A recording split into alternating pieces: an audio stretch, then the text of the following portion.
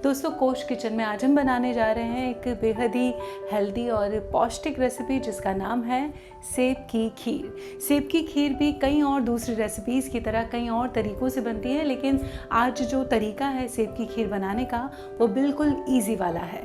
तो चलिए शुरुआत करते हैं और जानते हैं कैसे बनाते हैं आसान सी सेब की खीर। यहाँ पर आपको ये भी बता दूँ कि सेब की खीर अक्सर हम घर पे छोटे बच्चों को देते हैं या जो बहुत कमज़ोर हो गए होते हैं शारीरिक रूप से लोग, उनको दी जाती है।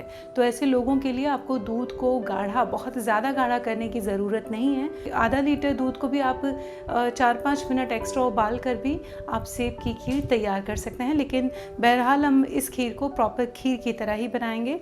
तो इस दूध को हमें इतना उबालना है कि ये 1 लीटर दूध 750 ml रह जाए। अब आप देख सकते हैं सेब की खीर बनाने के लिए मैंने यहाँ पर 2 सेब ले लिए हैं।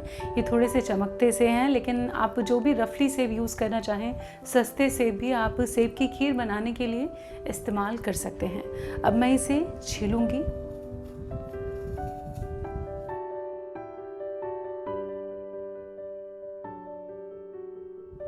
अब ये दोनों सेब मैंने कद्दूकस कर लिए हैं और इसके बाद मुझे जल्द से जल्द इसे फ्राई करना है, वरना ये काले पड़ जाएंगे। अब आप देख सकते हैं मैंने यहाँ पर एक पैन गर्म कर लिया है। इसमें डालूँगी मैं 1 चम्मच देसी घी और इसे डालने के साथ ही ये जो सेब कद्दूकस करके रखा है इसे भी डाल देंगे। और इसे हमें तब तक तेज़ आंच पर चलाते रहना है जब तक कि इसका मॉइस्चर जो है वो पूरी तरह से ख़त्म ना हो जाए। अच्छा, कई लोग सेब, ये जो कद्दूकस किया हुआ सेब है, इसे डायरेक्ट दूध में भी डालते हैं। तो ये तब डाला जाता है दूध में सीधा जब आप पूरी जो आपकी खीर है वो तैयार कर चुके हों, आँच से उतार चुके हों, दूध हल्का सा ठंडा हो गया हो। वरना गरम गरम दूध में अगर आप डालेंगे तो दूध फट भी सकता है। इसीलिए इस तरह सेब को फ्राई कर लेना अच्छा होता है। और अगर आप फ्राई नहीं करना चाहती तो जिस तरह मैंने आपको बताया कि खीर पका लें, बना लें और आँच बंद करने के बाद 4-5 मिनट ठंडा दूध करने के बाद आप उसमें इस तरह कच्चा सेब इस्तेमाल कर सकते हैं। अब इस सेब का पानी ख़त्म होने में करीब 5-7 मिनट लगेगा। तब तक हम अपना दूध भी चेक कर लेते हैं वो कितना हुआ। और अब आप देख सकते हैं दूध भी अच्छी तरह से उबल गया है और लगातार मैंने इसे चलाया है, पर अभी भी ज़रूरत है इसे थोड़ा और पकाने की ताकि ये आधा रह जाए। और ऐसे वक्त में आप चाहें तो सैफ़्रॉन यानी कि केसर का भी इस्तेमाल कर सकते हैं, उससे एक गोल्डन कलर मिलेगा आपकी खीर को। इसके अलावा एक और चीज़ जो ध्यान देने की ज़रूरत है, अगर आपके घर में छोटे बच्चे हैं जो अभी नया नया अनाज जिन्होंने खाना शुरू किया है, तो उनके लिए अगर आप ये खीर बना रहे हैं तो इसमें 1 चम्मच सूजी का भी इस्तेमाल करें, क्योंकि उससे इस खीर की पौष्टिकता बच्चों के लिए बहुत ज़्यादा बढ़ जाएगी। ना ही सिर्फ फलों और दूध का पौष्टिक गुण उन्हें मिलेगा, बल्कि अनाज की भी पौष्टिकता जो होती है वो आपके छोटे बच्चे को मिल सकेगी। अब आप देख सकते हैं सेब हमारा पूरी तरह भुनकर तैयार है। इसका जो मॉइस्चर था वो पूरी तरह से ख़त्म हो चुका है और भुनने के बाद एक बड़ा प्यारा सा गोल्डन कलर मिल गया है हमारे सेब को और एक अच्छी सी खुशबू भी आ रही है। ऐसे वक्त में हम इसमें कुछ मिक्स ड्राई फ्रूट्स हैं जो मैंने काट लिए थे बारीक, इसको मैं डाल दूंगी ताकि ये भी हल्के से रोस्ट हो जाए और थोड़े से छोड़ेंगे गार्निशिंग के लिए। और धीमी आंच पर अब इन सभी चीज़ों को हम रोस्ट कर लेंगे।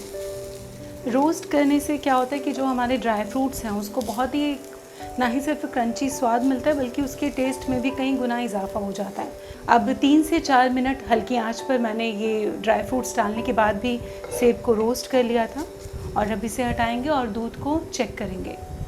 अब 1 लीटर दूध उबलते उबलते आधा लीटर हो चुका है। ऐसे में हम इसमें डालेंगे करीब 2 चम्मच चीनी।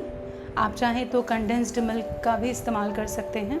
मैंने आधा चम्मच इसमें से बचा भी लिया क्योंकि सेब की भी अपनी मिठास होती है और दूध जब कड़ के पकता है तो वो भी हल्का सा मीठा हो जाता है और वो जो नेचुरल मिठास होती है वो बहुत अच्छी लगती है। तो मैंने फ़िलहाल अभी इसमें 1.5 चम्मच चीनी डाल दी है। आपको ज़्यादा पसंद हो तो आप ज़्यादा डाल सकते हैं।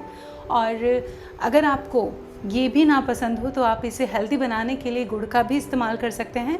वो भी आप तभी डालेंगे जब इस खीर को आँच से उतार लें, 5-7 मिनट बीत जाए, उसके बाद आप इसमें पिसा हुआ गुड़ इस्तेमाल कर सकते हैं और हेल्दी खीर खा सकते हैं।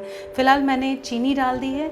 चीनी के साथ ही मैं इसमें डालूँगी आधा चम्मच फ्रेश कुटी हुई इलायची पाउडर और इसके साथ ही मैं डालूँगी ये सेब जिसे मैंने अच्छी तरह से भून लिया था, और ये डालने के बाद बहुत अच्छी तरह से मिला लें। अच्छी तरह से मिलाने के बाद आँच को करेंगे बंद और 5 मिनट के बाद ये गर्मा गर्म पौष्टिक खीर सर्व करेंगे। तो बनकर तैयार है हमारी बेहद ही पौष्टिक और आसानी से बन जाने वाली सेब की खीर। इस खीर के अलावा भी सेब की खीर कई और तरीक़ों से भी बनती है, जिसे लेकर हम वक्त वक्त पर आपके पास आते रहेंगे। लेकिन पर आज की ये बेहद ही स्वादिष्ट और आसानी से बनने वाली खीर की रेसिपी आपको कैसी लगी, हमें कमेंट बॉक्स में लिखकर ज़रूर बताइएगा। इसके अलावा कोई सुझाव हो, कोई राय हो आपकी, तो उसका भी हमें इंतज़ार रहता है, वो भी आप हमें लिखकर ज़रूर बताइएगा।